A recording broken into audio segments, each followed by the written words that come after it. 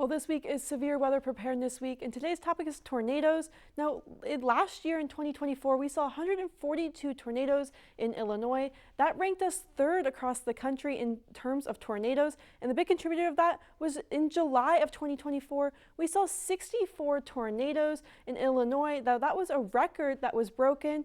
Now, looking forward, if there is a tornado in your viewing area, you need to make sure to keep updated via social media or the news and get to a predetermined shelter. This includes interior rooms, but more importantly, basements and storm shelters so you can get to safety. Now, we're not going to see any tornadoes tonight with that rainfall that is expected, but as we look at earlier today, we saw high temperatures in the 60s across the area.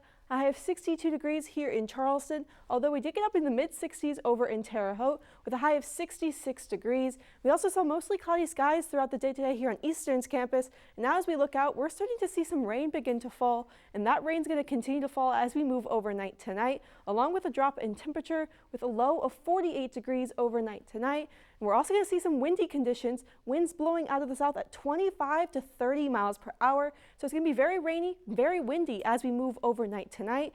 We're seeing that widespread rain begin to fall now across the viewing area. We're going to see that rain continue to fall as we move overnight, but we'll see a slight break from the rain around midnight as we move overnight. But then that rain will return in the morning with rainfall in mostly the eastern half of the viewing area in the morning. But as we make it throughout the rest of the day, we will see more scattered rain showers move through.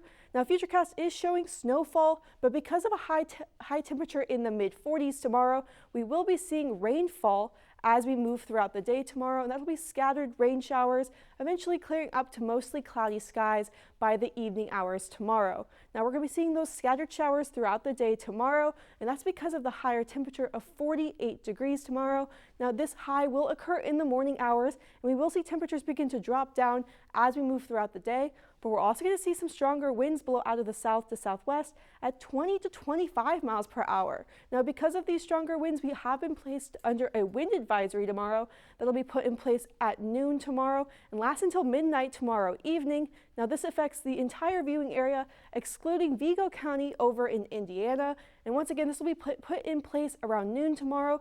And because of this, we're going to be seeing winds gust up to 30 miles per hour in the afternoon. And by the time it expires in the evening and overnight hours, we're going to be seeing wind gusts up to 40 miles per hour across the area, 40 miles per hour here in Charleston out of the northwest. Now, these northwest winds mixed with the rain will cause our temperature to begin to drop down to a high of 43 degrees on Thursday. Slight warm up as we finish off our work week with a high of 55, but this chance of rain on Friday will cause our temperatures to begin to drop back down as we start our weekend with a high of 47 degrees on Saturday under clear sunny skies. Now, just because our temperatures are cooling down, we are expected to actually see temperatures warm back up above average for the next 6 to 10 days.